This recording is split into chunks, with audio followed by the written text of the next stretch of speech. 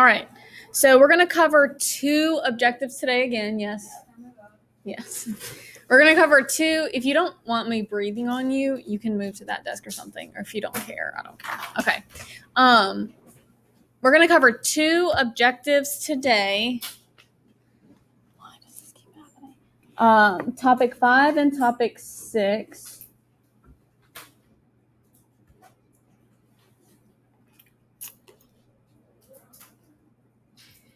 But the objectives are the same. You're going to have to do two separate summaries, but for whatever reason in the CED, the objective is the same, and that's to explain how historical processes have impacted current cultural patterns.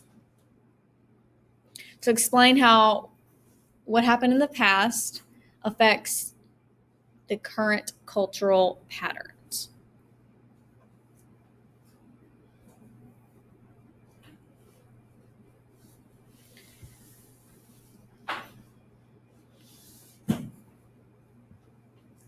So the first thing that you need to understand, and this is just kind of a segue here, is that interactions between and among cultural traits and larger global forces can lead to new forms of cultural expression.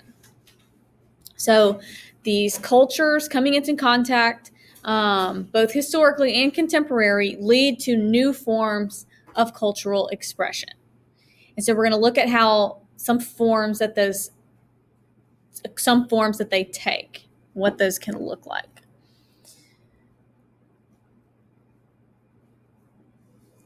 So historically, this is kind of what culture spread looked like. And we talked a little bit about this before, but 100, 200 years ago, the only way cultures kind of came in contact with one another is if your country came and conquered my country. And so you spread your religion and your language over here, and then you brought back with you, our foods and different stuff like that. So that came from the idea of imperialism, which is the dominance of one political community over another political community.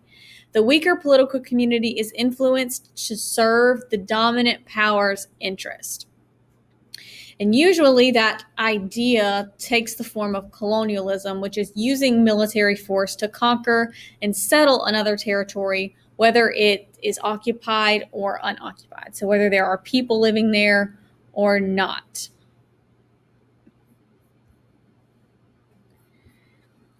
We don't see that type of colonialism a whole lot today.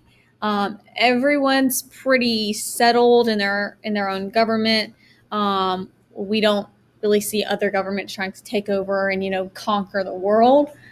However, we do see what's called neocolonialism, which is the pursuance of power through the assertion of political, economic, and cultural influence. So it's not necessarily controlling their government, but it is the fact that countries are so connected through everything else that if I withhold trade from you, you're literally going to want to do anything you can to get it back because you depend on what my country has. And so places can kind of become powerful in that sense because countries are so interdependent on one another. They are connected, and so when one thing happens to one country, it has an immediate impact on the other. Can you think of any examples of neocolonialism? Assertion of political, economic, or cultural influence from one country over another?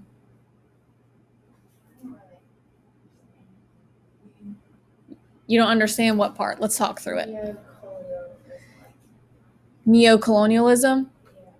So old colonialism is I'm going to use an example you'd be familiar with. Would be, Britain colonizing America, bringing its people over there, creating a new country, and then controlling it for their own, right? And then Britain going into Africa and kind of taking over countries there and controlling it. That is old style colonialism, using military force and different things like that. We don't do that today. really around the world. That's not a thing, like trying to go conquer the world with your military, like Alexander the Great kind of stuff. But because the world is so interconnected, we have what's called neocolonialism. So it is influencing other countries politically, economic, and culturally. So, like I said, the United States does kind of do this. If smaller countries are dependent on America for oil, let's say we're a pretty oil rich country. If for some reason, let's say Cuba, which is a smaller island, not a whole lot of power, if they don't do something that we like, we can say, well, we're not going to trade with you anymore. Like, you're not getting our oil. Well, then all of a sudden they're in a panic because they don't have oil. So how are they supposed to get it? How are their people supposed to power their cars or whatever else you use oil for? So then they kind of comply with the United States demands because the United States influences them economically. Does that make sense? Yeah, so it's kind of like controlling other places with your influence, with what you have and the power you have without using your military. Yeah. So that's neocolonialism. Any questions? All right.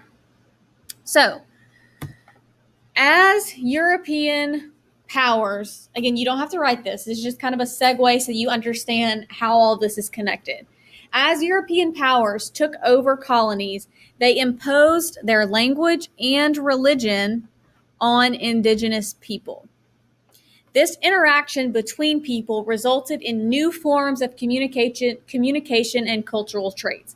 So as Europe is like dominating the world, they're obviously bringing their culture with them, especially their language. And so examples of this occurring include, but are not limited to, so the examples I'm going to give you are some effects of this, but are not the only possible things that could ever happen. All right. The first thing is the creation of what is called a pidgin language. Okay?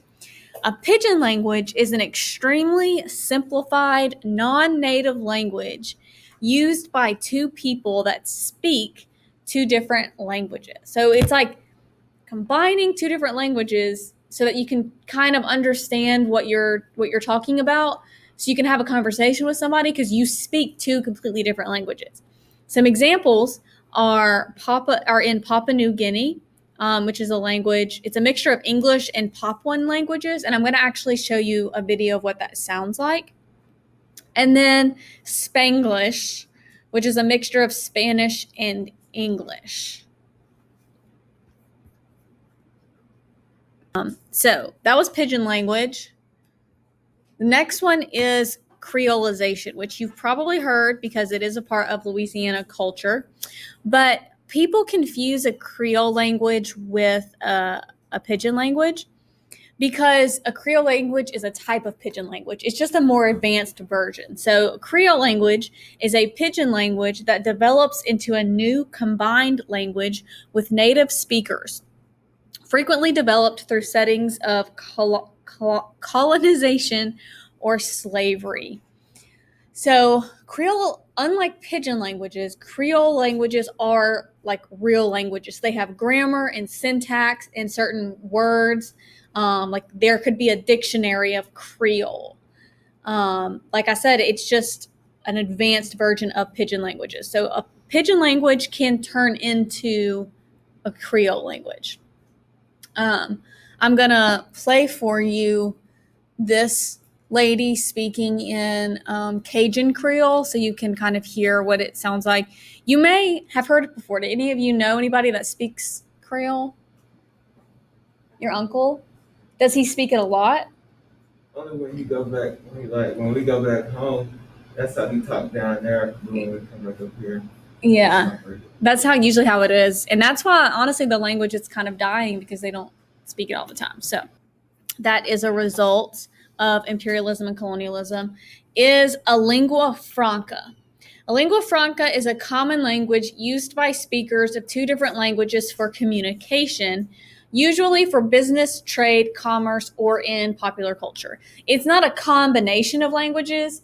it's this kind of agreed upon, okay, when we do business with people from other countries, this is the language that we're using. Around the world, that language is English. However, in large regions like Africa, who have many, many, many different languages within that one continent, they're not just going to choose English just because that's the world one. So they will choose whatever's like kind of native to that region. So like in China, they speak Mandarin. Africa, they speak Swahili. In like the Midwest, so Southwest Asia, they speak Arabic. And then in Russia and Eastern Europe, they speak Russian. However, if it's like country to country, they will use English. That is why around the world,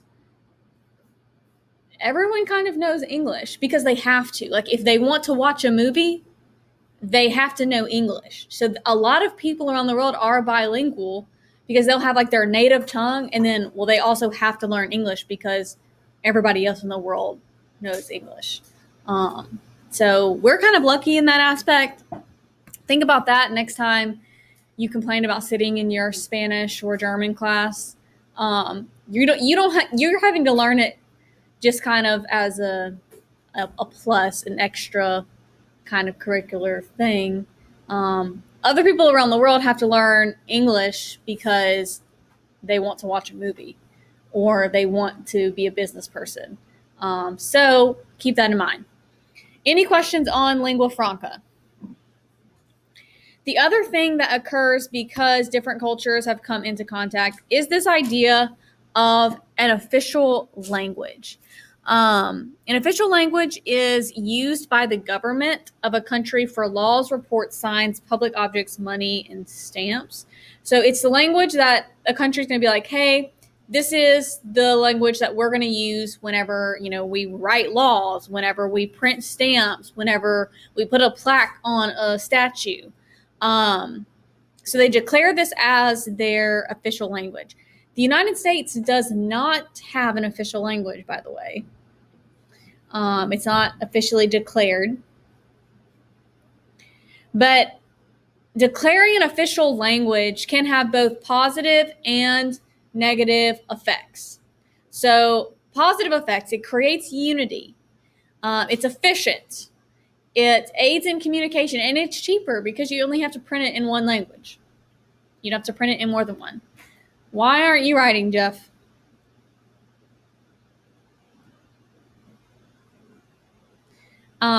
But it can also be negative because it can isolate or marginalize the group of people that don't speak that language. So it can kind of be a political statement when you declare an official language, because you're kind of identifying yourself with a culture there. The map in the top right, the countries in bright orange have an official language of English.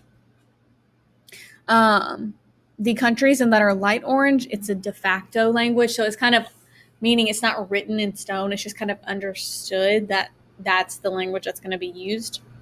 And then at the bottom, the countries that are in red, their official language is French. Does it surprise you that the United States doesn't declare an official language? It does? Why doesn't it surprise you? Well, because I guess there's a lot of different cultures. Yeah. I guess it's kind of more politically correct to not declare an official language. But again, the United States, the laws are written in English. Everything's written in English anyway. It's just kind of understood. That's why it's called de facto. But there's not like an official language. So, go ahead and do your summary for topic 5. Yes, I will. So go ahead and do your summary for topic 5, and then we'll move on to topic 6. So topic 6, contemporary causes of diffusion, same objective. Explain how historical processes impact current cultural patterns. So What does this look like when cultures are meeting today? How are cultures diffusing today? What does that look like? And what are the impacts of that? So many buttons over here. A couple of things that you need to know, a couple of key points.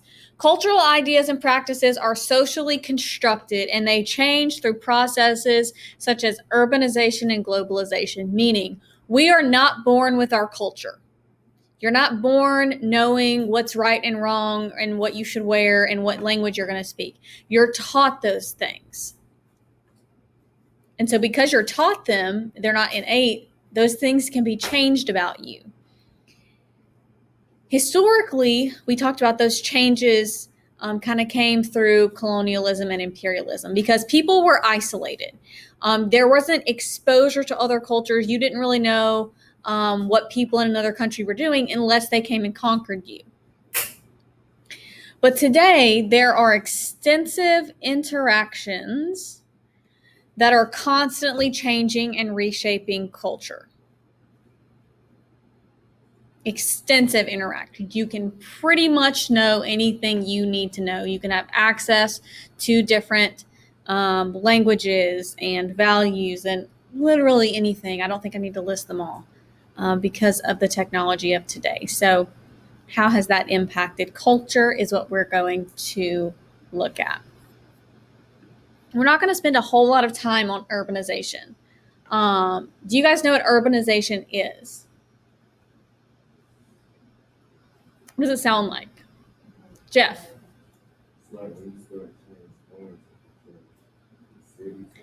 Yeah, so urban means city. So urbanization is just people moving to cities instead of living isolated and rurally, which speeds up globalization because you have more people like participating in the same type of culture. We're going to spend most of our time on globalization today. And globalization is the trend toward increased cultural and economic connectedness between people, businesses, and organizations throughout the world. So it's this increasing interdependence of countries and people around the world because our cultures are connected, our business ventures are connected, our politics are connected. And so it's this idea that one thing that happens here is gonna affect another country because we're so connected through globalization. So because globalization is constantly increasing, this connectedness, we're not becoming less connected every day, we're becoming more and more and more connected to places around the world every day. Do you think this causes cultures to become more alike or more different? Okay, why? He's like, well, we're learning from each other, so it kind of like, I don't know, like if the U.S., like somebody in the U.S. finds out something, like, or politically we make a sort of step, then like it might help another country, like, oh, this is something that we might need to do. Yeah. So like, even if it could change, like it would help each other, even if it's make it better. Right. So the idea of the culture becoming more and more alike is called, well, I'm going to show you what it's called, but effects of globalization include, but are not limited to, again, time-space compression. So globalization causes time-space compression, also sometimes called time-space convergence, which is the increasing sense of connection and availability brought on by technology. We've talked about that a little bit before. This definitely speeds up globalization. This idea brings humans and ideas closer together despite physical distance, which results in rapid diffusion and accelerated interactions among people. I don't have time to show you this video, but it's this guy talking about the Arab Spring. And the Arab Spring occurred in Egypt in 2011. And basically it was this group, Egyptians, wanting to overthrow this authoritarian government and replace it with a democracy, republicanism type thing. And it worked. But the whole thing was organized through like Facebook groups, which is an example of how globalization can affect the rest of the world. But this happened in Egypt. And then all of a sudden, people were like, oh, what a good idea. Like, they found out what happened in Egypt through social media, and they realized that they could participate in stuff like that as well. And so, some causes of this are what we call cultural convergence. So it's the process of two or more cultures coming into contact with each other and adopting each other's traits to become more alike, which is what Emily and I were talking about. So once the Arab Spring happened in Egypt, Egypt is that bright green country. All of these other countries started participating in it, or it directly affected them. So in Tunisia, the government was overthrown and there was a successful transition to democracy. In Morocco, Algeria, Kuwait, Jordan, and I can't see what that country is, and Oman, the government was not overthrown, but changes were made within the government. Kind of like, okay, we don't want to be overthrown and lose power. We'll go ahead and make some changes. In red, Syria, they're currently fighting a civil war. You probably have heard this on the news because their refugees are trying to come to the United States. And then in Saudi Arabia, protests were stopped, but no major changes were made. So their people started protesting because of what they saw, but no major changes were made. Because of globalization, this is one of the more serious things that can happen. Literally world-changing protests, like changing from an authoritarian rule to a democracy. Some of the more lighthearted effects of cultural convergence and globalization, world sports. Sports, they started in a hearth and they spread around the world. And they gained popularity through things like social media and being able to watch it on TV. Most little kids don't just all of a sudden imagine, I would like to play baseball. It's because they see it happening on TV. Or, even another sport, people around the world. Baseball was invented in the United States. So little kids in China, watching baseball in their own country is a result of baseball spreading around the world. And that's an effect of cultures becoming more and more alike. We're starting to all do the same things and enjoy the same types of things. So we have like a super serious effect of this, or an example of this, and then a not so serious, but still kind of big thing in pop culture. The exact opposite of this can also happen as a result of globalization, and that is called cultural divergence. So cultural divergence is the process of a culture restricting contact with other cultures in an attempt to retain its originality. This can result in the loss of folk cultures and indigenous languages, which is a pretty big deal, and I'm going to show you this video that explains why. These are the last bit of notes. So after you get this, you can go ahead and do the summary. If you're not comfortable doing the summary, you can watch the video, and I promise she's going to clear it up for you. The video